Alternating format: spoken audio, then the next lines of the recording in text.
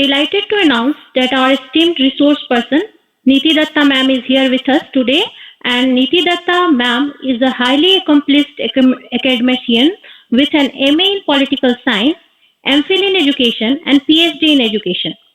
With over 21 years of teaching experiences, she is currently an associate professor at Guru Gobind Singh Indraprastha University, Delhi.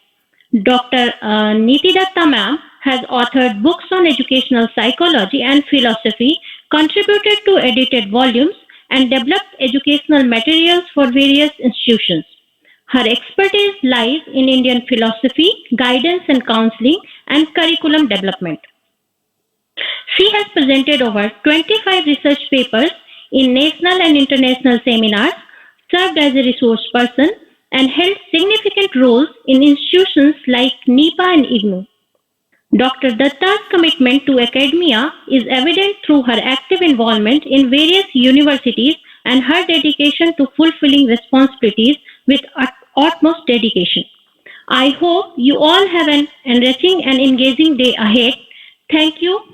Over to you, Niti ma'am.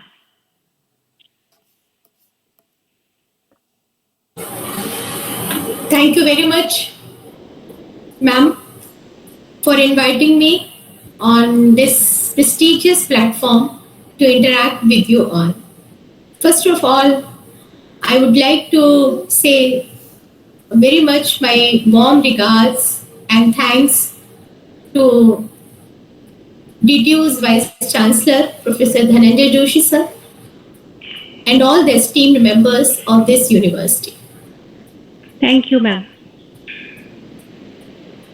So, आज का जो topic है वो है वेद, पुराण और उपनिषद और हमारी भारतीय ज्ञान परंपरा. चूंकि हम we are talking about our Indian knowledge system, so I would like to start with Indian knowledge. So just hope your camera may be on. So interaction is more, vibrant, because otherwise, so I'm just seeing the closed faces. Yes, very nice. Thank you everyone, those who have opened their cameras. Thank you so much. Because जब eye to eye contact होता है तो अच्छा लगता है बोलना भी और आप लोगों को देखना भी अच्छा लगता है.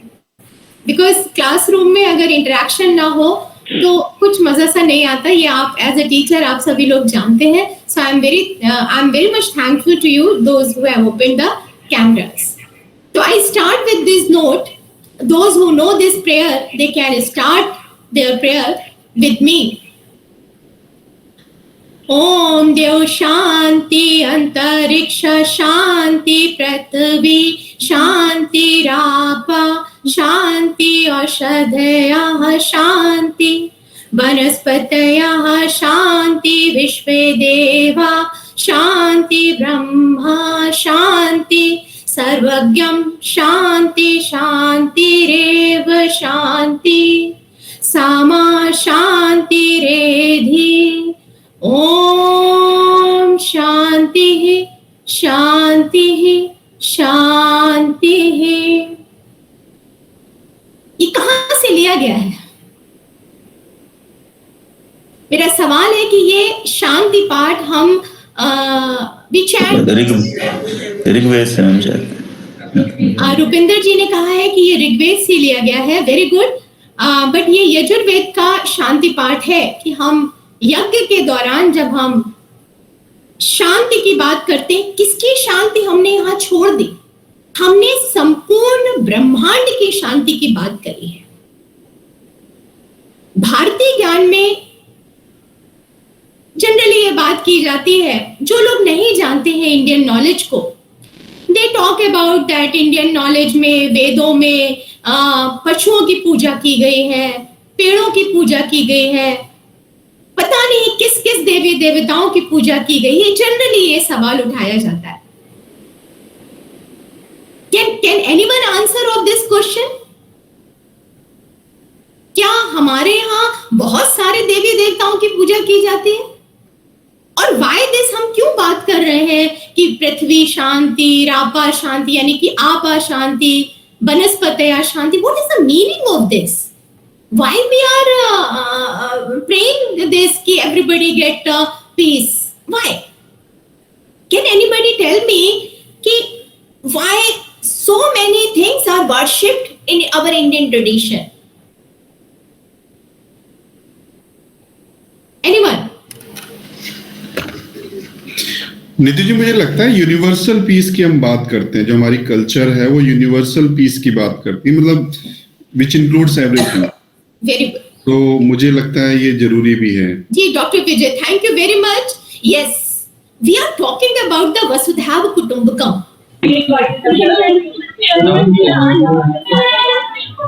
Please Suryavanshi ji, please mute your mic. Yeah, we are talking about the Vasudhaiva Kutumbakam. We pray, we chant about the Sarve Bhavantu Sukhna, Sarve Santu Niramaya. There is no quoted by someone ki one this creed must be Santu Niramaya, this caste must be in peace, this culture must be in peace. But we are talking about the Sarve Bhavantu Sukhna. We are talking about the peace of all. And generally, it is misunderstood that in Indian culture or Indian religion, I don't say that Hindu religion, I say Indian religion, that is the Sanatan. And Sanatan means there is no Adi or Ant, that is the Sanatan. We have to understand the meaning of our word. What is Sanatan? Sanatan means जिसका ना कोई आदि है ना कोई अंत है, that is the Sanatan. And उसको अगर हम कहें कि उसका जो डिस्टॉर्टेड वर्ड है Hindu, but we are Sanatan. those who belong to the Indian tradition, they are Sanatan. Clear? So we are praying for everyone on this universe so that the whole universe can be in peace. And if the universe will be in peace, the nature will be in peace, then definitely we, those who are enjoying the nature, we will be in peace. If the nature is distorted by us, by the human beings, then we cannot be in peace. We, human beings, those who are using this nature, beautiful nature, we cannot be in peace. So I start with this prayer deliberately because we are talking about the whole universe. That is the basic of Indian knowledge. अगर हम doctor Radha Krishnan को की बात करते हैं तो doctor Radha Krishnan ने 1922 में अपनी एक बुक में भारतीय दर्शन, उनकी किताब है, 2 वॉल्यूम में है, उसमें उन्होंने बहुत बड़ी बात लिखी है। 1922 में ये बात लिखी है और आज हम NEP के जरिए, thanks to NEP 2020, that is focusing on the Indian knowledge system, जिसको कि हम भूल चुके थे और हमें से बहुत को नहीं पता कि व्हाट इज आवर ट्रेडिशन।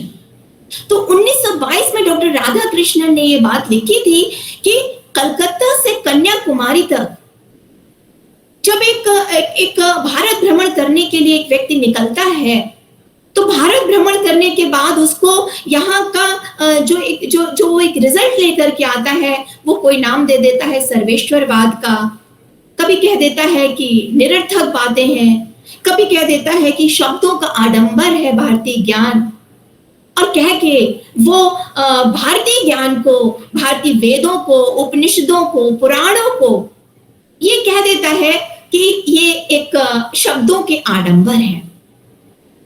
और यहाँ तक कि बिना पढ़े, बिना जाने वो प्लेटो और अरस्तु तो छोड़िए, प्लेटो और अरस्तु तो बहुत रिफाइंड थिंकर्स हैं, लेकिन वो बेकन के पैरेलल भी इंडियन नॉलेज को ना मानते हुए उसको पूरी तरीके से नकार देता है। ये बात मैं नहीं कह रही हूं, ये बात डॉक्टर राधा कृष्णन ने अपनी किताब में लिखी है। और वहीं दूसरी तरफ, ये भी डॉक्टर राधा कृष्णन का कहना है, वहीं दूसरी तरफ एक वाइस स्कॉलर जब इंडियन वेद, पुराण और उपनिषदों को देखता है तो उसको वहां ज्ञान की एक गंगा बहती हुई दिखाई देती है। हम इंडियन स्कॉलर्स शायद अपने वेद पुराण उपनिषदों को उतना कभी नहीं देख पाए जितना कि जर्मनी स्कॉलर्स ने हमारे वेद पुराणों और उपनिषदों का जो है स्टडी किया और उनके ऊपर रिसर्चेस किए। सो क्यों है ऐसा? Why it happened? आज NEP 2020 why this is focusing that our educational policies को हम our education policy कहते हैं कि why this is our education policy is focusing on the Indian knowledge system. Reason क्या है कि इतना हमारे पास ज्ञान का भंडार है। क्या है? मैं ये सिर्फ नहीं कहूंगी कि ज्ञान का भंडार है। I will discuss कि what kind of knowledge we are having. So, but what was the reason कि शुरुआत से लेकर के ही, चाहे वो फिलॉसफी हो, चाहे वो नॉलेज हो, या किसी भी मैटर का एनालिसिस हो, कोई भी आप उठा करके देख लीजिए, भारत बौद्धिक स्थली रहा है। भारत धर्म स्थली नहीं रहा कभी भी, भारत बौद्धिक स्थली रहा है। और भारत की सबसे खास बात यही है कि यहां पर किसी एक धार्मिक विचारधारा का कोई सींचा नहीं गया, रिजिडिटी नहीं थी यहां पर धार्मिकता को लेकर के। अगर आप वेद पढ़ेंगे, उपनिषद पढ़ते हैं, पुराण पढ़िए, उपनिषदों को खास तौर से पढ़िए, वेदों को अगर आप पढ़ेंगे तो वहां पर किसी एक खास पर्टिकुलर रिलीजन की बात नहीं करी गई है, वहां सर्वे भवन्तु की बात की गई है, सर्वे वर्ड का इस्तेमाल किया जाता है। तो धार्मिकता तो यह है कि धर्म तो धार्यतीति धर्मा हो जाता है कि जिस रास्ते को हम चलने लगते हैं वो धर्म बन जाता है। धर्म का मतलब ही यही है कि धार्यतीति धर्मा, जो धारण कर लिया जाए, जन्म से हमको जो परंपराएं रीति रिवाज दे दिए जाते हैं वो हम धारण कर लेते हैं और वही हमारा धर्म बन जाते हैं। बट भारत के बारे में खास तौर से ये है कि भारत कभी भी यहां पर धार्मिक हर धर्मिता नहीं रही, रिजिडिटी नहीं है। एक अगर किसी बात का खंडन कर रहा है तो दूसरा उसी आइडियोलॉजी का खंडन भी कर रहा है। तो भारतीय दर्शन को इसीलिए कहा जाता है खंडन और मंडन। चाहे वो सांख्य हो, चाहे वो न्याय हो, वैशेषिक हो, मीमांसा हो, उत्तर मीमांसा, जो हमारे खट दर्शन है, वो किसी को भी उठा करके आप देख लीजिए, बौद्ध दर्शन, जैन दर्शन, चारवाक, इवन चारवाक दर्शन, they are glorifying and they are criticizing parallelly। ये ब्यूटी है भारतीय दर्शन की कि एक तरफ हम ग्लोरीफाई कर रहे हैं एक पर्टिकुलर विचारधारा को और दूसरी तरफ उसी विचारधारा को कुछ लोग क्रिटिकली एनालाइज कर रहे हैं। एंड विद दिस खंडन मंडन, खंडन का मतलब होता है क्रिटिसाइज करना, मंडन का मतलब होता है ग्लोरीफाई करना। तो इस खंडन और मंडन के साथ भारतीय दर्शन आगे बढ़ता है, चाहे वो कोई भी उपनिषद हो, चाहे वो वेद हो। तो धर्म की व्याख्या जो है, जो रिलीजन की जो इंटरप्रिटेशन है, वो हर किसी ने अपने अलग अलग तरीके से भारत में करी और यही भारत की खूबसूरती रही। तो सबसे पहले हम जाने कि वेद है क्या। जब हम बात करते हैं कि व्हाट आर वेदास, तो बस हमारे पास ये आंसर होता है कि वी हैव 4 वेदास, ऋग्वेद और ऋग्वेद, मेरे साथ, ऋग्वेद, सामवेद, यजुर्वेद एंड अथर्ववेद, है ना। तो जो 3 वेदास है वो ओरिजिनल माने जाते हैं और अथर्ववेद को ये माना जाता है कि ये बाद में एड ऑन हुआ है। तो Rigveda is the oldest Veda. But deep entering into the Vedas, सबसे पहले हम ये जाने कि वेद है क्या। What is the meaning of Veda? Veda Sanskrit की विद धातु से बना है। इसका जो ओरिजिन है वो है संस्कृत की विद धातु। विद मीन्स जानना। To whom? To know myself, to know this earth, to know this universe, to know this nature. That is the meaning of Vedas. To know yourself, आत्मानम वेद. वेद कहता है, ऋग्वेद कहता है आत्मानम वेद, अपने आप को जानो. What the psychology is hidden in Ved. If you don't know yourself, you don't know anything. हम psychology की बात करते हैं. साइकोलॉजी में जब ये कहा जाता है, और आजकल एग्जिस्टेंशियलिज्म का जमाना है, फिलॉसफी में आप एग्जिस्टेंशियलिज्म वर्ड सुनते हैं, लेकिन एग्जिस्टेंशियलिज्म का फाउंडेशन क्या है? वेद है. वेद ने तो हजारों सदियों साल पहले कह दिया आत्मानम वेद, जो कि आज की एग्जिस्टेंशियलिज्म कह रहा है. एग्जिस्टेंशियलिज्म तो 21st सेंचुरी में कह रहा है कि no yourself, know the human, know your existence. लेकिन सदियों साल पहले 2000 साल ईसा पूर्व वेदों ने यह बात कही, आत्मानम वेद, अपने आप को जानो. लेकिन हमने अपने चूंकि वेदों को नहीं जाना, तो वेदों की इस छुपी हुई साइकोलॉजी को भी नहीं जाना. क्योंकि हमने वेदों को ही, वेद के इस मंत्र को ही नहीं जाना कि what is the meaning of आत्मानम वेद. क्यों हमारी साइकोलॉजी की शुरुआत यहां से नहीं की गई? क्योंकि हमें अपने भारतीय ज्ञान के बारे में हम ही नहीं जानते. आत्मानम वेद जब कहता है वेद, एक सद विप्रा बहुधा वदंती, सत्य एक है, विप्रा यानी कि जो ज्ञानी लोग हैं वो बहुत तरीके से उसको बात करते हैं. सत्य एक है. व्हाट इज सत्य? सत्य is Brahma. And what is Brahma? Brahma is ज्ञान. What is Brahma? Brahma is ज्ञान. एक सद, ब्रह्म सत्यम जगत मिथ्या. वेद कहते हैं ब्रह्म सत्यम, शंकराचार्य का दर्शन कहता है ब्रह्म सत्यम जगत मिथ्या. एक सद विप्रा बहुधा वदंती एंड आत्मानम वेदी. ये वेद वाक्य हैं जिनको कि जानने की जरूरत है कि हमारे जो शुरुआत, हमारी संस्कृति की शुरुआत ही हुई है आत्मानम वेद. कि अगर इंसान अपने आप को नहीं जानेगा, और अपने आप को जानने का मतलब क्या है? अपने नाम को नहीं जानना. हमारे अंदर जो छुपी हुई पोटेंशियलिटीज हैं, जो हमारे अंदर छुपी हुई कैपेबिलिटीज हैं, उनको जानना है, जो कि हमारे वेदास कहते हैं. थोड़ा सा हम अपनी गुरुकुल परंपरा की तरफ अगर जाते हैं,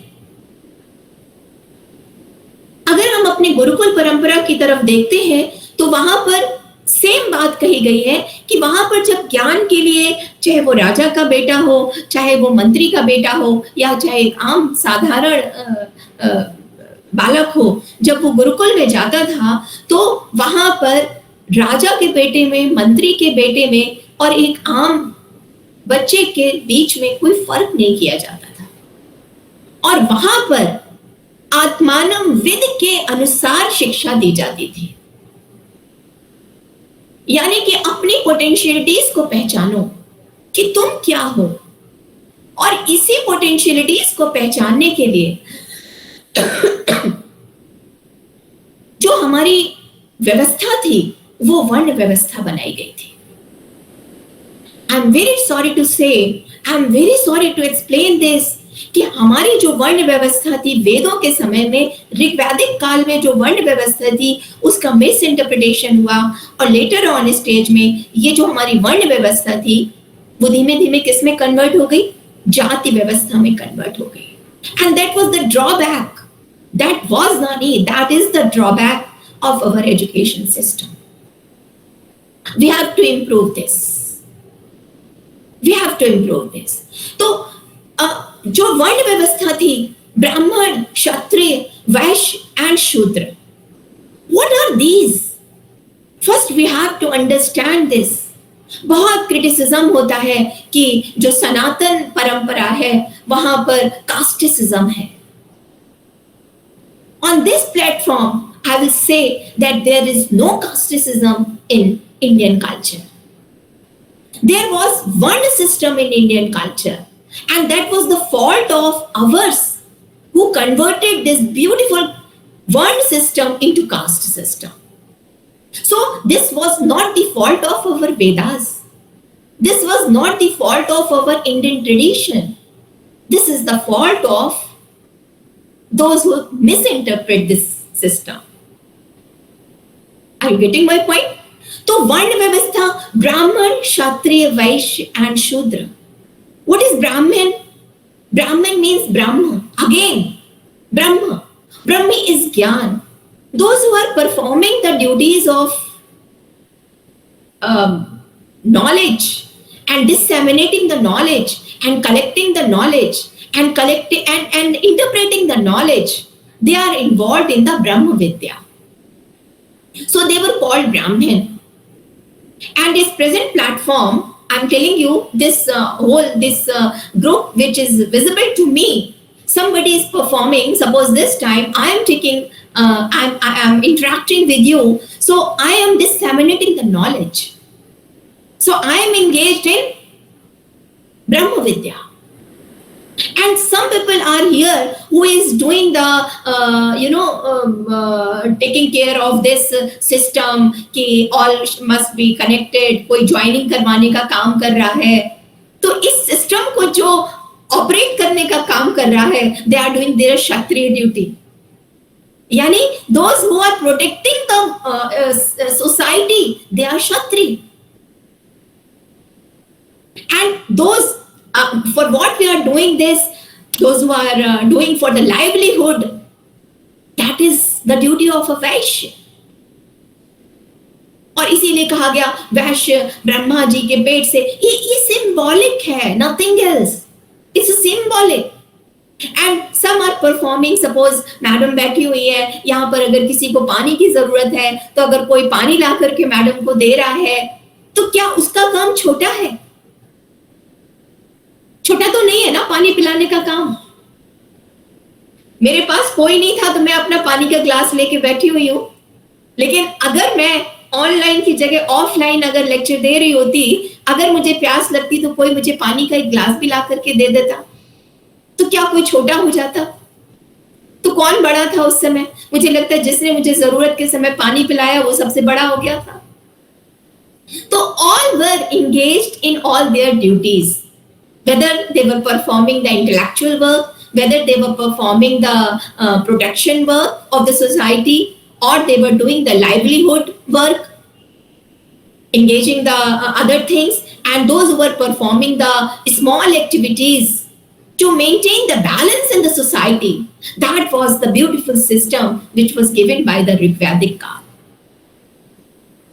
And later on, again, it was the fault of our human error. I say this is the human error कि this converted कि superiority complex किसी को होता गया, किसी को inferiority complex होता गया, and this beautiful system converted into the caste system. I'm not going in that. So वेद 4, वेद का मैसेज आत्मानम वेद, अपने आप को जानो. एंड वेद से फिर 4 उपवेद निकले हैं हमारे, जिनको की कहा गया आयुर्वेद, धनुर्वेद, गंधर्व वेद और शिल्प वेद. ये मैं क्यों रेफर कर रही हूं उसके पीछे अभी रीजन बताती हूं. Ayurveda we talk about the medicine, Dhanurveda we talk about the weaponry system यानी कि शस्त्र विद्या, and Gandharva Ved, that was the music which is related to Samved. Samved is the mantra which is sung by the Rishi and Muni. And the Shilpa Ved, that is the architecture. These 4 Upaveda resemble to Vidya. I am using the 3 words here.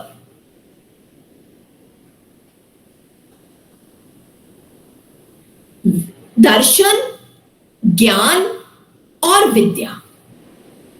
दर्शन यानी कि philosophy, ज्ञान यानी कि knowledge, and विद्या यानी कि discipline. या not discipline that rules and regulation. Discipline here is, Vidya is something which is organized form of the knowledge that is called the Vidya, and which I talked about the Ayurveda, Dhanurveda, Gandharvveda, and Shilpaveda. What is darshan? Darshan is point of view. दृश्यते अनेनिति दर्शनम, जिस नजर से देखा जाए, जिस परिप्रेक्ष्य से देखा जाए, वो दर्शन है। दृश्यते अनेन इति दर्शनम, संस्कृत की दृश्य धातु से बना है। दृश्य का मतलब होता है देखना, यानी कि जिस नजर से हम देखते हैं, दैट इज दर्शन। तो बहुत सारे विचारों का जो कलेक्शन है, दैट इज दर्शन। और इन्हीं बहुत सारे पॉइंट ऑफ व्यू को लेकर के जो हमने नॉलेज इकट्ठा करी, वो है ज्ञान। और जब हर तरीके से ज्ञान को इकट्ठा करके जो डिफरेंट सोर्सेस से हमने जो नॉलेज इकट्ठा करी, जब हमने उसको ऑर्गेनाइज्ड और सिस्टमेटाइज्ड फॉर्म में रखा, दैट इज विद्या। आपको भारतीय ज्ञान के अलावा इन 3 वर्ड का इतना खूबसूरती से इंटरप्रिटेशन, क्लियर इंटरप्रिटेशन कि दर्शन इज पॉइंट ऑफ व्यू, ज्ञान इज जो कि हमें चारों तरफ से मिल रहा है, एंड विद्या इज जब किसी ज्ञान को हम सिस्टमेटाइज्ड और ऑर्गेनाइज्ड फॉर्म में रखते हैं, दैट इज द विद्या। और उसी को हम इंग्लिश में वर्ड इस्तेमाल करते हैं डिसिप्लिन, जो अलग अलग डिसिप्लिन बना, science discipline, arts discipline, medicine discipline वगैरह वगैरह।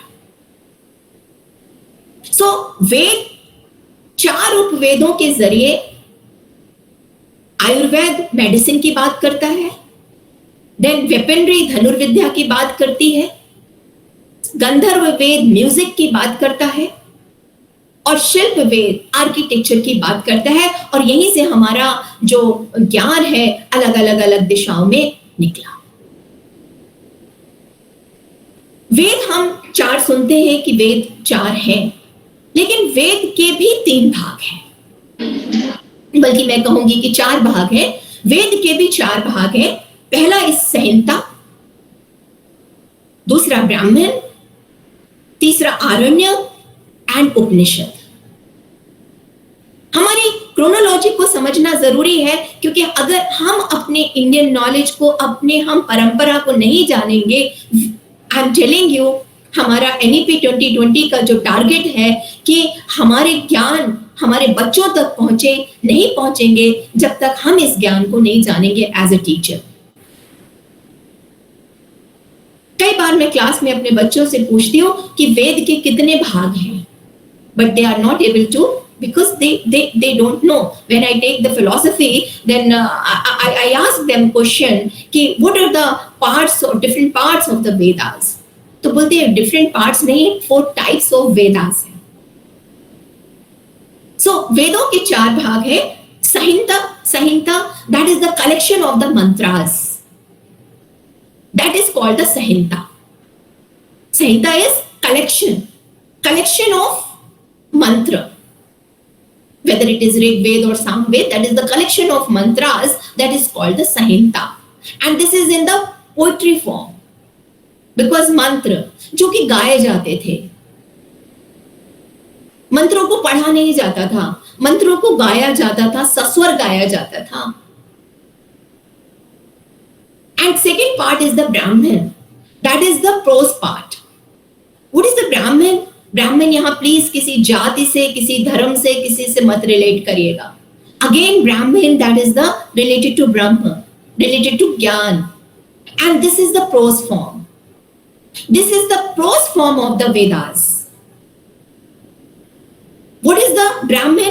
दैट इज द कि moreover, the upadesh and the religious interpretation of the mantras, that is the Brahman. जिस तरीके से जो मंत्र लिखे गए हैं, मंत्र को क्योंकि वो वैदिक संस्कृत में थे, that was not easy Sanskrit. Sanskrit भी 2 तरीके की होती है, वैदिक संस्कृत और लौकिक संस्कृत। तो वैदिक Sanskrit is little bit difficult, just like the Shakespearean English. Shakespearean English कठिन है, सबको नहीं समझ में आती है, और जो नॉर्मल इंग्लिश है वो सबको समझ में आ जाती है. तो just like the Shakespearean English, वैदिक Sanskrit which is little bit difficult, and the original Vedas are written in the Vedic Sanskrit. So ब्राह्मण जो लिखे गए वो प्रोस फॉर्म में लिखे गए, और उनमें जो मंत्र है उनका लौकिक व्याख्या की गई है कि उसको हम किस तरीके से इन मंत्रों का इस्तेमाल करते हैं और क्यों करते हैं. उपदेश फॉर्म में है. उनका रिलीजियस इंटरप्रिटेशन बाद में किया गया. It was not done in the starting, it was done in the later stage. And the third part is Aranyaka. Aranyaka का मतलब होता है अरण्य का मतलब होता है जंगल. और हमारी जो परंपरा है, भारतीय ज्ञान है, वो जंगलों से ही, ऋषि मुनियों के मुंह से ही, श्रुति और स्मृति के ही बलबूते पर आगे बढ़ा है.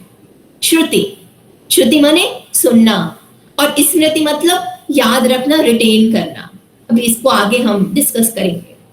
सो आरण्य यानी कि जंगल में ऋषि मुनियों ने जो बातें लिखी, जो बातें कही, जो ज्ञान दिया, वो आरण्यक के फॉर्म में कलेक्शन किया गया है उसका. क्योंकि जंगलों में, और ये कैसे जंगलों में, भारतीय ज्ञान की सबसे अच्छी बात है कि यहाँ पर जब आर्यंस आए तो यहाँ पर पानी था, नदियां थी, बहुत अच्छी हवा थी, बहुत अच्छे प्राकृतिक संसाधन थे. तो किसी भी तरीके का कोई, जिसको कहते हैं एक दूसरे के ऊपर कब्जा जमाने की प्रवृत्ति नहीं थी.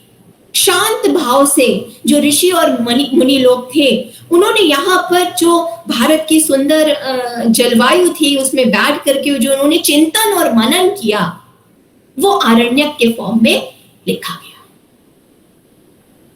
चाहे वो ऋषि न्याय गौतम हो, चाहे वो हमारे कपिल हो, चाहे पतंजलि हो, वैशेषिक के कणाद हो, अलग अलग ऋषियों ने अलग अलग समय पर अपना अपना चिंतन और मनन किया है. And the fourth form is, last part of the Vedas is Upanishad. What is the meaning of Upanishad? Can anyone? What is the meaning of Upanishad? Upanishad, up का मतलब होता है closer, and nishad का to be teacher, guru. No स्तुति. उपनिषद का मतलब होता है closer to close, किसी के पास बैठ करके सीखना. निषद का मतलब होता है सीखना, उप का मतलब होता है पास बैठ करके हम जब सीखते हैं तो वहां पर दो लोग होंगे. एक तो बैठने वाला होगा और जिससे हम कुछ सीख रहे होंगे वो होगा.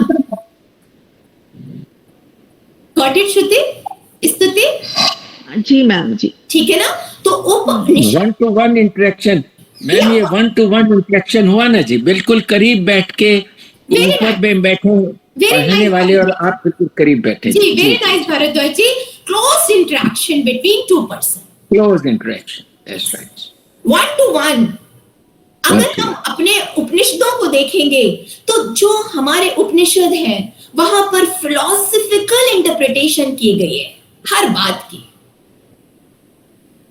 बड़ा मुझे आश्चर्य होता है जब कोई कहता है कि अगर मैं यहाँ पर बैठे हुए जितने भी लोग हैं उनसे पूछूंगी कि क्वेश्चनिंग मेथड किसने दिया, तो तुरंत जवाब आता है सोक्रेटिस.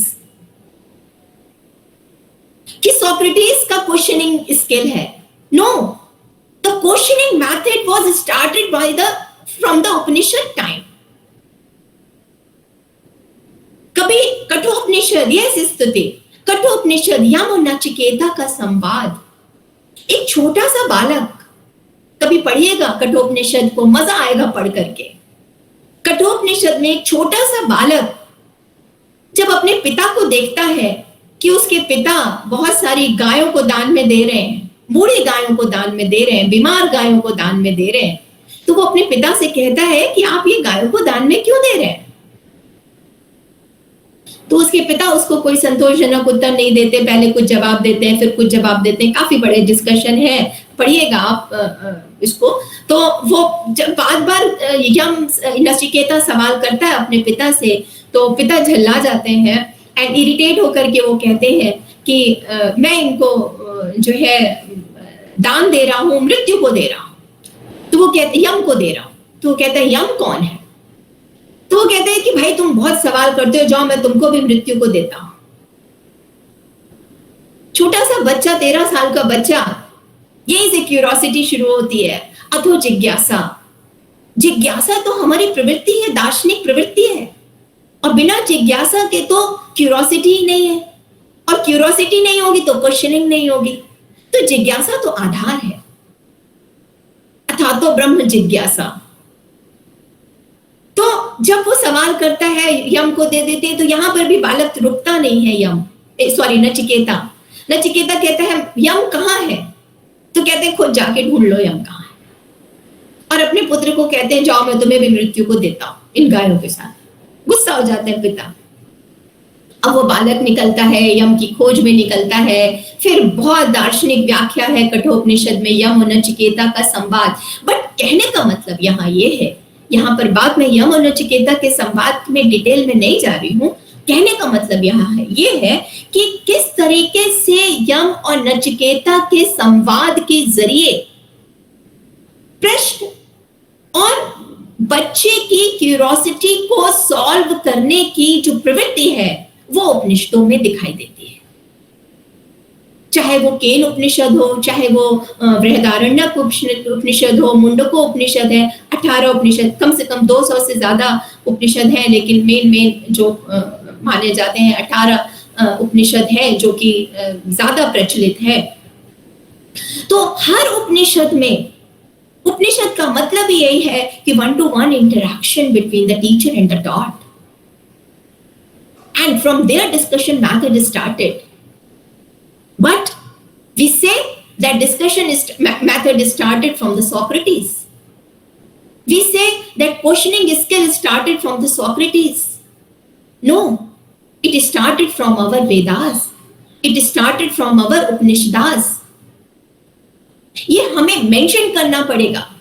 सिर्फ ये कह देने से भारतीय ज्ञान परंपरा नहीं बढ़ जाएगी। ये हमें अपनी बुक्स में जब हम क्वेश्चनिंग स्किल लिखते हैं तब हमें उसका ओरिजिन बताना पड़ेगा कि इस क्वेश्चनिंग स्किल का ओरिजिन कहां से आया। Yes, with due respect to Aristotle and Plato and Socrates, we have to mention because उन्होंने एक जिसको कहते हैं कि एक सिस्टमेटाइज फॉर्म में बाद में आके चल करके उसको एक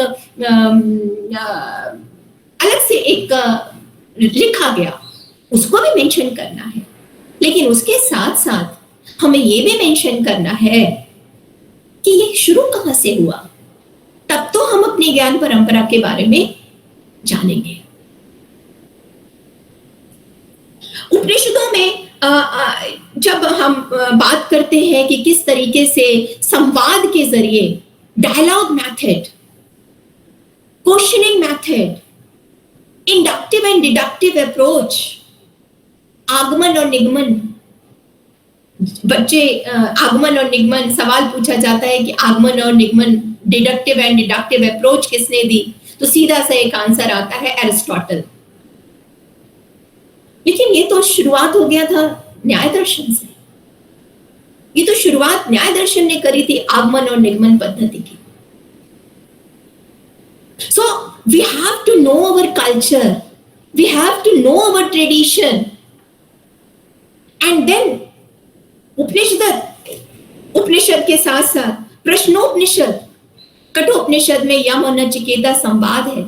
उसी तरीके से प्रश्नोपनिषद में कि हम जो हमारे जो लाइफ के जो क्वेश्चंस हैं, from where we are born, from where we will go after death, and what will happen after death, what is the reality of this life, जो जितने भी मेटाफिजिकल क्वेश्चंस हैं। दर्शन भी 3 हिस्सों में डिवाइडेड है, metaphysics, epistemology and the axiology, यानी कि तत्व मीमांसा, ज्ञान मीमांसा और मूल्य मीमांसा। तो तत्व मीमांसा यानी कि matter, to know your matter, पंच तत्व, Later on, science has proved that this whole universe is made of 5 elements.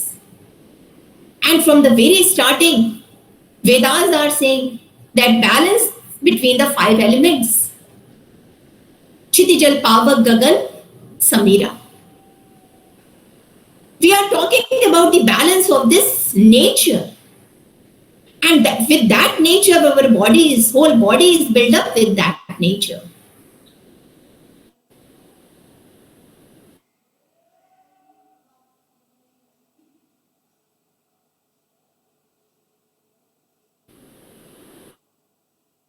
We have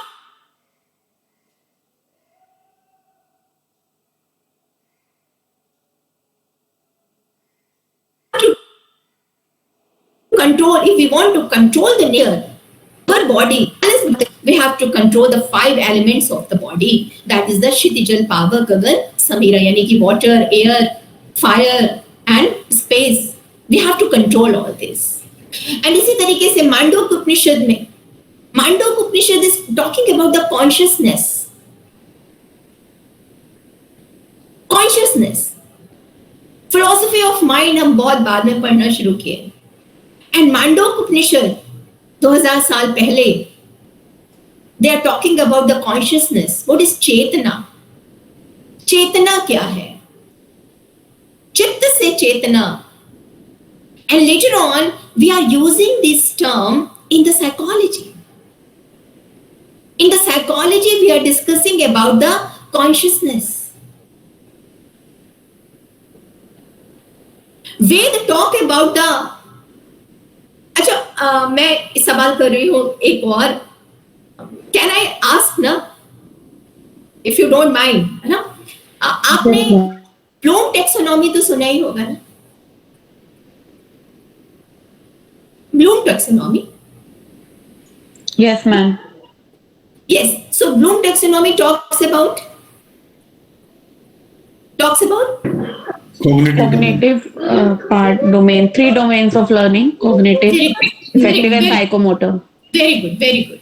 Cognitive domain, psychomotor domain, and the affective domain. So it is started from the Bloom. I think so. Is it? No. Bloom only. Taxonomy, madam, taxonomy has been given by Bloom, Yes. no? Yes, yes, Vijayji. Very right, Vijayji. Only taxonomy is given by the Bloom. But it is started from the Vedas. Shravan, Manan, Nididhyasan. When the Veda talk about the Shravan, Manan, Nididhyasan, and in psychology we talk about the memory and the forgetting and the critical thinking. What is Shravan? Shravan का मतलब सुनना. Manan is reflection. And Nididhyasan is the critical thinking.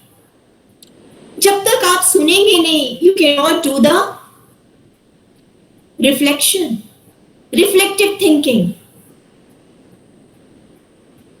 And then Nididhyasan. जब गुरु गुरुकुल में अपने बच्चों को अपने पास बिठा करके शिक्षा दिया करते थे, 3 चीजों पर जोर देते थे.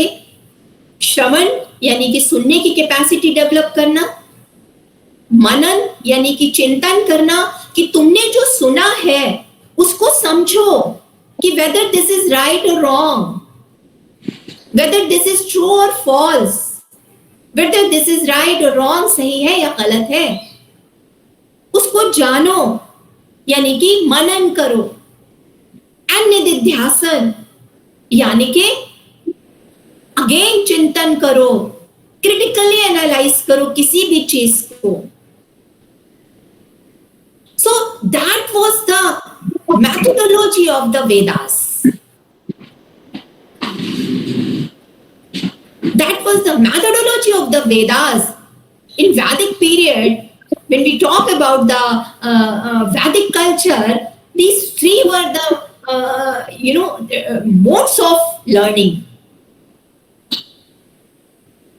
And when we talk about these 3 domains, cognitive, affective, and psychomotor, and from the initial stage, जैसे ही उपनयन संस्कार होता था बच्चे का, 6 साल की उम्र में उपनयन संस्कार किया जाता था और वहीं से शुरू हो जाता था कॉग्निटिव, साइकोमोटर और इफेक्टिव डोमेन में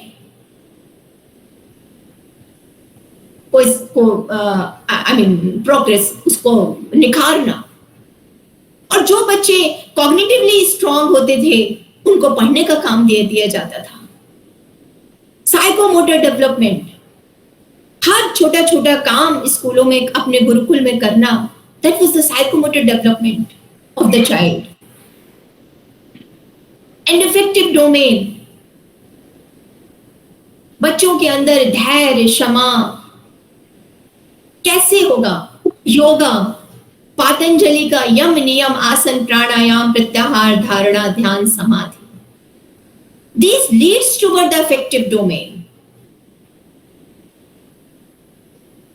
महर्षि पातंजलि का योग का जो अष्टांग मार्ग है, that is the यम, नियम, आसन, प्राणायाम, प्रत्याहार, धारणा, ध्यान और समाधि, leads toward the highest form of the concentration and controlling all the 3 domains.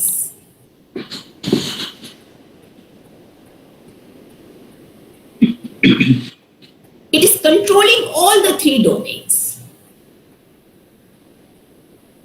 So, चाहे हमारे वेद हो, अगर वेद के साथ ही साथ अगर हम नेक्स्ट उसमें चर्चा करें कि हमारे जो खट दर्शन है, सांख्य, योग, न्याय, वैशेषिक, पूर्व में मीमांसा और उत्तर मीमांसा। सांख्य दर्शन में 25 एलिमेंट्स की बात की गई है। It talks about the 25 elements of this universe. And in 4th शताब्दी ईशा पूर्व, महर्षि Kapil was talking about the Prakriti and Purush. And Prakriti, that is nature. And Purush is here, please don't misinterpret with the gender. Purush is the word. Real word is the Pushush. Is a soul, consciousness. And when there is a connection between the consciousness and the nature, then the whole universe came into existence. He talks about long and long back ago of the 25 elements. And such a beauty कि Sankhya never talks about the term Ishwar. It never talks about the Ishwar. But still, he is leading toward his Pushushes. Sankhya का जो Pushush है, that is very much similar to Ishwar. बड़ा जो है मुझसे एक सवाल पूछा जाता है अक्सर फिलॉसफी की क्लास में कि मैम ये जो है भारतीय दर्शनों में ईश्वर को अलग अलग तरीके से इंटरप्रिटेशन क्यों किया गया है? Sankhya is not talking about the Ishwar and the yoga is talking about the Ishwar and Nyaya is talking about the Ishwar. And Sankhya comes under the category of the theist philosophy. Why? But Sankhya is never talking about the, God and Ishwar. That is the beauty of the Indian philosophy. कि यहाँ पर कोई ईश्वर को हमने कोई धार्मिक प्रपंच की तरह इस्तेमाल नहीं किया. I use the word धार्मिक प्रपंच. यहाँ पर ईश्वर एक कॉन्शियसनेस के रूप में है, कभी एक चेतना के रूप में है. And those the power which is governing the universe, which is invisible, which has no characteristics. And the Sankhya is describing all these characteristics of Pushush. And Sankhya is talking about 3 sources of knowledge. That is the pratyaksh, direct senses. And similarly, the Nyaya philosophy is talking about the prama or aprama. Prama is valid knowledge and aprama is invalid knowledge. It talks about the two types of knowledge, that is the valid or invalid. And when we, and today, even today, on the same pattern which the Nyaya philosophy gave, pratyaksham kim pramanam, यानी कि direct senses, जो experiment methods हैं हमारे, जो research में हम inference निकालते हैं, that term is given by the Nyaya philosophy, that is the inference. And in research, we make the hypothesis. Everybody make the hypothesis. You are familiar with the word hypothesis. And what do we do in hypothesis building? We draw the inference. And that is given by the Nyaya philosophy. If you study the Nyaya philosophy and the Vaisheshik philosophy, they are so scientific. We give the examples of Thales, Archimedes, that the world is created by water and this and that. But we never give the example which the Vaisheshik theory says that this universe is created by the atoms. So, whether it is Sankhya philosophy, whether it is Nyaya philosophy or Yoga philosophy or Vaisheshik, we all are talking about the scientific knowledge, sources of knowledge. Sources of knowledge is direct senses, inferences, and testimony. Sankhya philosophy used the word apt. Apt is shabd. Shabd is the source of information. Nyaya philosophy talks about the apt, A-double-A-P-T, और उसको दूसरा word है शब्द, and जिसको कि आज हम कहते हैं testimony, which is the valid source of knowledge. What is apt? Apt is कि whatever we are listening, I mean, जो हमारे वेदास हैं, जो हमारे पुराण हैं, उपनिषद हैं, that is on the basis of the Shruti method. कि हमने एक ऋषि ने दूसरे से कहा, वो सुना गया, वो पास ऑन हुआ, श्रुति हुई और स्मृति हुई. श्रुति और स्मृति, इन दोनों से हमने अपने साहित्य को अभी तक रिटेन करके रखा हुआ है. क्योंकि पहले कोई कॉपी किताबें नहीं थी, तो लिखा नहीं जा सकता था, जो हमारा ज्ञान था उसको लिखा नहीं जा सकता था. तो जो वेद है और जो उपनिषद है वो श्रुति परंपरा पे कायम है. और बाद में धीमे धीमे जैसे जैसे टेक्नोलॉजिकली हम एडवांस होते गए, हमने उस चीज को लिखने का काम किया और उसको फिर हमने रिटेन करना शुरू किया. तो उस समय जो सोर्स ऑफ इंफॉर्मेशन था, दैट वाज द शब्द. कि किसी के कहे हुए, किसी ऐसे व्यक्ति के कहे हुए शब्द जिसकी एक मान्यता है, वो सोर्स ऑफ इंफॉर्मेशन है. और उसी शब्द की बुनियाद पर आज जो हमारी टेक्स्ट बुक मैथड है, we are using text book method in our education system. हमारा होल जो इवन सुप्रीम कोर्ट में या किसी भी कोर्ट में जो केसेस होते हैं, वो टेस्टिमनी के बेस पर ही लड़े जाते हैं. Like in every field you can give the examples of the testimony. So these are the sources of knowledge which are depicted in our darshan.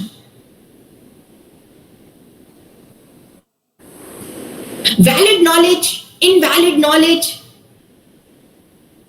Sankhya focuses on prama and aprama. We have discussed this thing. Until date, we do the experiment to prove whether it is right or wrong. So this is not new. Experiment method is not new. It was explored years back by our tradition. Very important. And जो हमारे जो पुराण, जो हमारे यहाँ पर पुराणों का भी चर्चा करना जरूरी है, क्योंकि Purana, what is Purana? Purana is something कि जो पुराना है उसको हमने किस तरीके से रिटन फॉर्म में लेकर के हम आए हैं। कुछ उसमें स्टोरीज हैं, कुछ किंवदंतियां हैं, यानी कि जो कहा गया उन पे छोटी छोटी कहानियों के माध्यम से जो पुरानी चीजें थी हमने उसको किस तरीके से जनमानस तक पहुंचाया, दैट इज पुराण।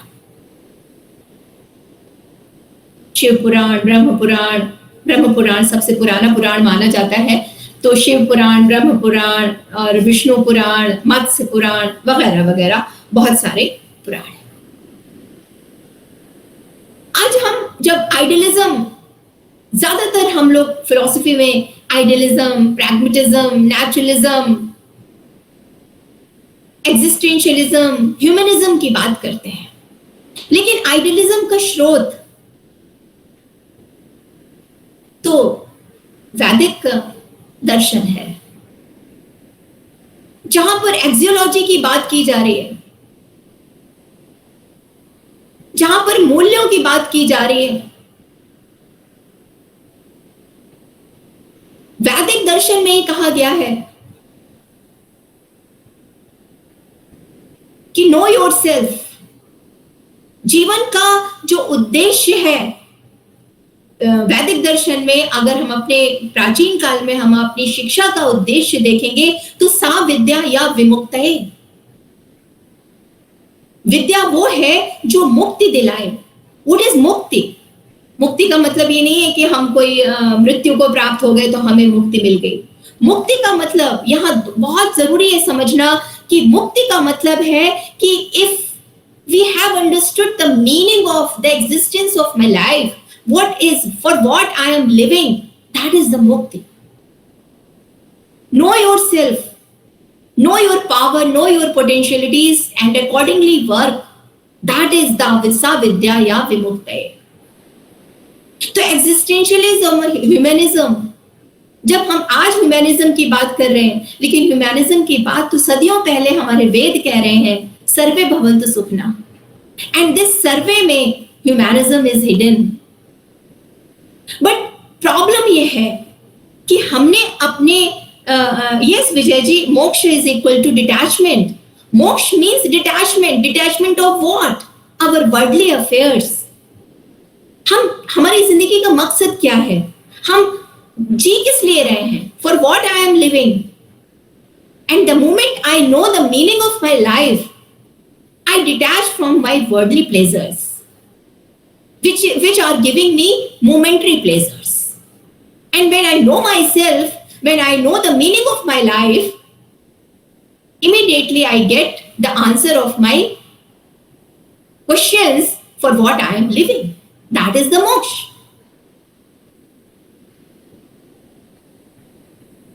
सुख दुखे सम कृत्वा, सुख और दुख में समान भाव से रह करके हम जब जिंदगी को एक मकसद के लिए जीते हैं, that is the mukti. Without any attachment, without any greediness, without any worldly affairs, attraction, when we are living into this world, then that is the mukti. So that was the motto of our Vedic darshan, sa vidyaya vimuktaye. चाहे हम बौद्ध दर्शन की बात करें, चाहे हम जैन दर्शन की बात करें, we are talking about all these, you know, कि किस तरीके से हम जीवन को एक सही दिशा की तरफ लेकर के जाए। और जो भारतीय संस्कृति का मूल वाक्य है, क्योंकि मेरा टाइम मुझे इशारा मिलने वाला है, और जो I will stick to my time. So many things to say on this Vedas and Puran, but we have to restrict to the time. So main जो हमारी वैदिक संस्कृति का जो क्रक्स लाइन है, आनो भद्रा कृत्वो यन्तु विश्वता, आनो भद्रा कृत्वो यन्तु विश्वता, यानी कि सब तरफ से जितनी भी कल्याणकारी चीज है वो हम आत्मसात कर लें। उनको हम अपने अंदर समाहित कर लें, इम्बाइब कर लें. Whatever it is good, adapt और adopt तो वर्ड अब आए हैं, लेकिन हमारी संस्कृति हमसे कहती है जो अच्छा है वो आत्मसात कर लो और जो तुम्हारे मतलब का नहीं है उसको त्यक्त कर दो, उसको छोड़ दो, और जो है लेने लायक वो लेते रहो और अपने साथ आत्मसात करते रहो. यही जीवन का उद्देश्य है. Thank you very much. With this note, I stop here. And if you want to ask any question, you may please. Ma'am आपका बहुत बहुत आभार इस ज्ञानवर्धक सत्र के लिए, लेकिन यहाँ पे थोड़ा सा मैं रोकना चाहूंगी. हमारे साथ हमारे ऑनरेबल वीसी सर भी हैं इस मीटिंग में, तो मैं वीसी सर से आग्रह करूंगी कि सर प्लीज हमारा 2 शब्द बोल के हमारा मार्गदर्शन और उत्साहवर्धन करिए. उसके बाद हम लोग प्रश्न उत्तर का एक छोटा सा 10 मिनट का सेशन करेंगे. Sure. VC sir please. नमस्कार त्रिशला एंड समस्त प्रतिभागी. मैं आदरणीय नीति दत्ता जी का आभारी हूँ. उन्होंने बहुत ही सुंदर, ज्ञानवर्धक और रोचपूर्ण हमारे सामने विचार व्यक्त किए, और ये आज के इस कार्यक्रम की खूबी रही कि उन्होंने भारतीय दर्शन के जो हमारे प्रारंभिक बिंदु हैं और हमारी चिंतन के जो आधार हैं, हमारे वेदों और श्रुतियों से उन्होंने शुरुआत करी और उपनिषदों की शिक्षा की बात करी. मैंने जितना भी सुना मैं बहुत लाभान्वित हुआ हूँ, और मैं निश्चित रूप से सभी प्रतिभागी भी उससे लाभान्वित हुए होंगे. और मुझे आशा ही नहीं वरन पूर्ण विश्वास है कि वो अपना अमूल्य समय इसी प्रकार दिल्ली शिक्षक विश्वविद्यालय को देती रहेंगी. मैं पुनः आपका आभारी हूँ. धन्यवाद. Thank you very much, sir. Thank you so much, sir, for your kind words. Thank you. किसी का कोई प्रश्न हो तो वो पूछ सकते हैं. जी, मैं चाहूंगा कुछ थोड़ी सी टिप्पणी करना, अगर डॉक्टर नीति मुझे अलाउ करें तो. जी बिल्कुल जी सर, बिल्कुल सर. आपने इतने सुंदर ढंग से सारे विषय को एक्सप्लेन किया है, गागर में सागर डाल दिया आपने. आत्मज्ञान से मोक्ष तक की बात आपने बहुत सरल शब्दों में एक्सप्लेन कर दिया, और इम्पोर्टेंस जो हमारे शास्त्रों की है उसको बयान किया. तो मुझे थोड़ा सा विषय इसमें मैं चाहूंगा कि ये बयान करूं आपको कि हमने विज्ञान और अध्यात्म के समन्वय पर पिछले 30 साल से कार्य किया है, और इस कार्य को मैं आपको बताना चाहता हूं कि किस प्रकार हम सरल तरीके से बच्चों को देने के लिए, टीचर्स को समझाने के लिए कार्य करेंगे. उसका एक संक्षिप्त विवरण मैं आपको अभी देता हूं कि हमने कॉस्मिक कॉग्निटिव रीस्ट्रक्चरिंग करके इसको बयान किया है, क्योंकि नासा ने अभी सारे ब्रह्मांड की एक बहुत सुंदर फोटो निकाली है, और जिसमें जो प्रत्यक्ष प्रमाण अंते वो दिखाई दे रहा है कि किस प्रकार उस ब्रह्मांड में 3 चीजें हैं. जैसे आपने आत्मज्ञान की बात की, तो उसमें आत्मा का ज्ञान होने से परमात्मा का ज्ञान होता है. तो पहले तो सेल्फ को जानना है और फिर हमें अदर को जानना है. तो उसमें ये कहा कि भाई उस ब्रह्मांड में एक तो फ्लोटिंग मटेरियल बॉडीज हैं जो 5 तत्व से बनी है, हमारी पृथ्वी, चंद्रमा, सूर्य इत्यादि, जो कि विज्ञान में 118 एलिमेंट्स करके पढ़ाते हैं पीरियोडिक टेबल में. तो उनका जो संबंध है, अंतर संबंध 5 तत्व का और पीरियोडिक टेबल का, वो एक तो हमें बयान करना पड़ेगा, क्योंकि आपने सारी दुनिया को तो विज्ञान पढ़ा दिया. और दूसरा विषय ये कि उसमें वो गुरुत्वाकर्षण चुंबकीय क्षेत्र से सारे ब्रह्मांड को big bang to black hole वो ऑपरेट करने की जो क्षमता है, उसको हमने ब्रह्मंडी मन कह के बयान किया, क्योंकि उस ब्रह्मंडी मन में इंफॉर्मेशन सिस्टम विद्यमान है. 2G, 3G, 6G इंटरनेट सब उसी से चलता है. मैंने कल भी बयान किया था कि केमिस्ट्री, फिजिक्स, मैथ सब उसमें विद्यमान है. एप्पल गिरता है तो Newton calculates the laws of nature. तो उस ब्रह्मंडी मन है उसमें, और एक उसमें परमात्मा है जो हमने पार्टिकल और वेव थियरी से सिद्ध किया, क्योंकि पार्टिकल का बिहेवियर इंटेलिजेंट है, और this is the creation is an intelligent design. There got to be intelligent being who is doing it all. तो ये जो बेसिक विषय है कि मैं 3 हूं, मेरी आत्मा ने मन एक्वायर किया ब्रह्मंडी मन से, और मटेरियल इस्तेमाल करके, माया इस्तेमाल करके शरीर बनाया. फिजिकल फॉर्म में। तो आई से कि we have acquired the mind and created the body, और हम मोक्ष के लिए अगर हम ये बात जान लें कि हम वो हैं, क्योंकि हम तो उसको रिप्रेजेंट कर रहे हैं, वो तो एकम बहुशाम हुआ और हम उसको रिप्रेजेंट कर रहे हैं, तो सिर्फ ये जान लें कि हम अनुभव करने के लिए आए हैं।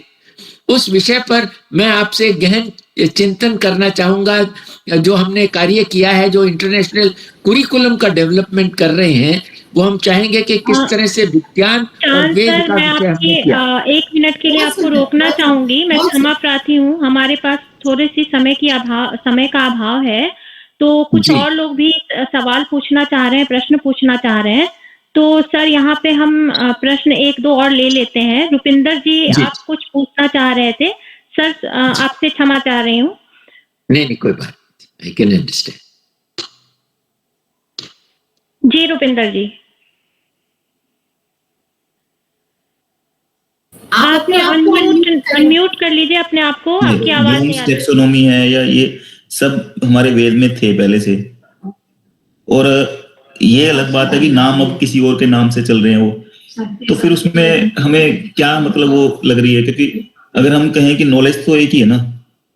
जब आपने जो स्टार्टिंग वर्ड हम बोलते हैं वेदास में कि ब्रह्म सत्य और जगत मिथ्या, तो वो नाम जगत में कोई नाम से चल रहे हो, लेकिन नॉलेज तो वही चल रही है, वही मेथड चल रहे हैं। तो फिर हमें क्या उसमें वो चेंज ऐसा लाने की जरूरत है, जब मेथड्स तो वही है, नाम किसी के और के चल रहे हैं, तो उससे क्या हमें वो है कि किसी और के नाम से चल रहे हैं, तो मेथड तो हमारे वाली है ना, जो वेदास में हम जब उसको कर पा रहे हैं आइडेंटिफाई कि ये वही मेथड्स हैं जो उस टाइम किए गए। और दूसरा मेरा एक प्रश्न ये था कि हमारे ये जो नॉलेज पीछे जाने का या नहीं पहुंचने का कोई रीजन है, ये रीजन है कि उसको इस तरह से दे दिया गया कि लोगों को लगे कि असेसिबल है ही नहीं, या उस समय मास एजुकेशन का शायद ज्यादा कॉन्सेप्ट था नहीं कि सबको कराया जाए, कुछ लिमिटेड ही अलग रखी जाती थी, तो वो आगे तक पहुंची नहीं। या तो लैंग्वेज का भी डिफरेंस हो सकता है, या फिर ये डिफरेंस की आपकी जो नॉलेज सिस्टम इस तरह से बनाया गया, जैसे वो हम संवाद बोले नचिकेता वाला, तो अगर अभी मैं कहूँ कि मैं किसी को बोलूँ कि यम को मैं ढूंढने जा रहा हूँ यम के लिए, तो प्रैक्टिकली मुझे अगर वो मिल जाए यम तो बहुत मुश्किल होगा, और फिर हम वो बच्चों को कैसे लेके जाएंगे, क्योंकि बच्चे आजकल बहुत प्रैक्टिकल हैं हर एक चीज में, वो वही मांगते हैं कि आप बताओ यम आपने देखे हैं, तो हम क्या उनको बताएंगे फिर? अगर हमने वो नचिकेता वाली स्टोरी उनको बता भी दी, तो हम ये कैसे बताएंगे कि हमने यम देखे हैं या नहीं देखे? जो चीज हमने नहीं देखी, तो हम उनको कैसे उसके बदले लेके आएंगे सामने? हो गया आपका प्रश्न, मैं जवाब दूं? हाँ जी। रुपिंदर जी, आप अपना कैमरा ऑन करके बैठे आराम से, तो मुझे अच्छा लगेगा कि आपकी शक्ल मुझे दिखेगी। जी रुपिंदर जी, बहुत अच्छा सवाल है आपका। पहला सवाल का जवाब कि नाम किसी का भी चल तो रहा है ना। आपने पहला ये कहा कि क्या जरूरत है कि ये जानने की कि किसने कहा, मेथड तो चल रहे हैं, है ना। लेकिन यही बात है कि हम अपने घर की, देखिए हम शुरुआत में घर का एग्जाम्पल से दूंगी। अगर मेरा बच्चा अपने माता पिता दादा दादी को ही नहीं जानता, तो वो पड़ोसी के माता पिता को जान करके क्या करेगा? ठीक है, हम बहुत जरूरी है रुपिंदर जी कि हम अपनी संपत्ति जो है, हमारी सांस्कृतिक संपत्ति, मैं यहाँ किसी भौतिक संपत्ति की बात नहीं कर रही हूँ, जो हमारी सांस्कृतिक विरासत है, हम उसको जाने तो, और उसमें से जो ग्राह तत्व है हम उसको लें। और जब हम एग्जाम्पल दे रहे हैं, जब हम ये कह रहे हैं कि यहाँ पर जो हमारा प्रश्नोत्तर विधि की शुरुआत उपनिषद से हुई है, तो प्रश्नोत्तर विधि जब तक हमारे बच्चे हमारी सांस्कृतिक विरासत को नहीं जानेंगे, हमारी आगे आने वाली पीढ़ी नहीं जानेगी। और क्यों नहीं जानेगी? सबसे बड़ा रीजन यही है कि जो मौजूदा पीढ़ी है, जब तक वो नहीं जानेगी, आगे आने वाली पीढ़ी को हस्तांतरित नहीं कर पाएगी। और जब तक टीचर नहीं जानेगा, हमारा बच्चा हमसे सवाल करता है कि ये चांद क्या है, छोड़ दीजिए यम का सवाल, छोड़ दीजिए नचिकेता को। लेकिन जब बच्चा सवाल, छोटा सा बच्चा अपने पिता से ये सवाल पूछता है कि ये क्या है, तो हम उसको क्या कहते हैं? चांद है, चंदा मामा है। कहते हैं ना कि चंदा मामा है, लेकिन चंदा मामा की हम स्टोरी बना बना करके उसको सिखाते हैं, लेकिन हम कभी भी क्या बच्चों को बचपन से ये सिखा पाते हैं कि उसकी क्यूरोसिटी जब वो 3 बार पूछता है कि ये चंदा मामा क्यों है, मम्मी का भी मामा है, मेरा भी मामा है, तो हम डांट लगा करके उसको बिठा देते हैं कि तुम बहुत सवाल करते हो, तुम बहुत सवाल पूछते हो, चुप हो जाओ, सिर मत खाओ। तो ये जो बात यहाँ पर यम और नचिकेता की नहीं है गर्ग जी, बात यहाँ पर है कि बच्चे के अंदर जो क्यूरोसिटी डेवलप करने की आदत है उसका विकास करना। बच्चा सही भी प्रश्न पूछता है, बच्चा गलत भी प्रश्न पूछता है, लेकिन उसकी प्रश्न पूछने की जो आदत है, आज का टीचर क्लास में अगर बच्चा सवाल पूछ लेता है और टीचर को अगर वो सवाल नहीं आता तो टीचर उसको डांट के बैठा देता है कि तुम ट्यूशन पढ़ते होगे इसलिए तुम बहुत सवाल पूछ रहे हो। तो हम बच्चों की जो क्यूरोसिटी है उसको हम दबा रहे हैं। कहने का मतलब यहाँ ये है कि हमारे उपनिषदों में जो दार्शनिक समस्याओं का विवेचन किया गया था वो इसीलिए किया गया था। यम और नचिकेता एक एग्जाम्पल है स्टोरी के माध्यम से कि किस तरीके से एक बच्चा सवाल पूछ रहा है और आज के ही पिता की तरह उस समय का पिता भी अपने बालक की जिज्ञासा को शांत ना करके उसको किसी दूसरे के पास भेज दे रहा है कि जाओ तुमको यम को देता हूं, तुम वहां सवाल पूछना। तो हम जिज्ञासा को बच्चे की शांत नहीं करते, हम बल्कि उसकी जिज्ञासा के ऊपर पानी फेरने की कोशिश करते हैं जिससे वो सवाल पूछना बंद कर दे। और गर्गी जी, जब बच्चा सवाल पूछना बंद कर देता है तो इनोवेशन होना बंद हो जाते हैं, इन्वेंशन होना बंद हो जाते हैं, बच्चे के अंदर जानने की क्यूरोसिटी खत्म होती चली जाती है और हम रोट मेमोराइजेशन की तरफ उसको धकेल देते हैं। कहने का मतलब ये है कि हमारे जो नॉलेज की जो नेचर है वो that should be full of curiosity. ये क्यों है ऐसा? What is not important, why and how is important. What is mobile? We all know. But why this is called mobile? हमसे सवाल किया जाता है बच्चे से, आप भी पूछते होंगे ये क्या है? बच्चा कह देता है नाक। अच्छा बच्चों, नाक क्या होती है? बच्चा जवाब दे देता है नोज। लेकिन nobody explains to the child that this is an organ, sense organ from where we breathe. That's why this is called nose. That is the correct meaning of nose. लेकिन नाक क्या है? नोज है। Knows क्या है? नाक है। हम ये बताते हैं बच्चों को, हम ये नहीं बताते बच्चों को this is a sense organ from where we breathe and breathe out. So main thing is that कि हम क्यूरोसिटी कैसे सॉल्व करें बच्चों की। और जब तक बच्चा सवाल नहीं पूछेगा, नचिकेता तो आज घर घर में नचिकेता है, नचिकेता तो घर घर में है सर। आपके अपने बच्चे होंगे, आपके पड़ोस में बच्चे होंगे, आपके स्कूल में बच्चे होंगे, हर बच्चा सवाल करता है, लेकिन हम नचिकेताओं को दबा रहे हैं। और पूरा का पूरा कठोपनिषद पूरी इसी जिज्ञासा के साथ है। वो काल्पनिक मान लीजिए आप, चाहे आप उसको हकीकत में मान लीजिए, लेकिन एक कहने का मतलब यहाँ ये है कि किस तरीके से एक छोटा बच्चा सवाल पूछता है और किस तरीके से उपनिषद का मतलब यही है कि 1-to-1 interaction with the subject, कि हम बच्चे की प्रॉब्लम्स को सॉल्व करें, बच्चे को उस लेवल तक ले जाएं जहां पर वो ब्रह्म ज्ञान का अधिकारी हो जाए। ब्रह्म ज्ञान मतलब higher level of knowledge. Then only the classroom will be interactive. अभी तो हम गए, हमने क्लास में जाकर के टीचर पढ़ाया आया, बच्चे ने सुन लिया, सुना नहीं सुना कोई मतलब नहीं है। लेकिन जैसे बच्चा सवाल करता है, हमसे नचिकेता बनने की कोशिश कर देता है, तो हम उसको डांट देते हैं नचिकेता के पिता की तरह। हमें नचिकेता का पिता नहीं बनना, हमें यम बनना है जो उसके सवालों का जवाब दे पाए उसको। That is the crux of this Upanishad. Don't be the father of Nachiketa, be the yam of Nachiketa's life so that we can solve the query of a child. Got it? जी, बहुत बहुत धन्यवाद आपका ma'am. अब दूसरा सवाल हम यहाँ पे नहीं ले पाएंगे और मैं अपनी सहयोगी भागेश्वरी मैम को आमंत्रित करती हूँ मैम का औपचारिक धन्यवाद ज्ञापन करने के लिए। Over to you Bhageshwari ma'am.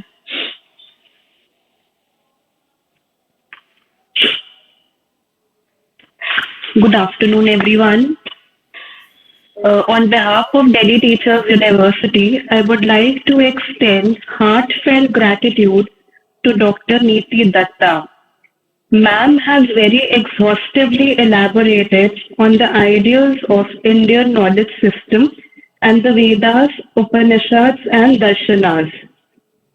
Dr. Datta has highlighted some of the conceptions and misconceptions related to the principles of Dharma, Karma, Bharatiya Darshan, and Sanatan Dharma.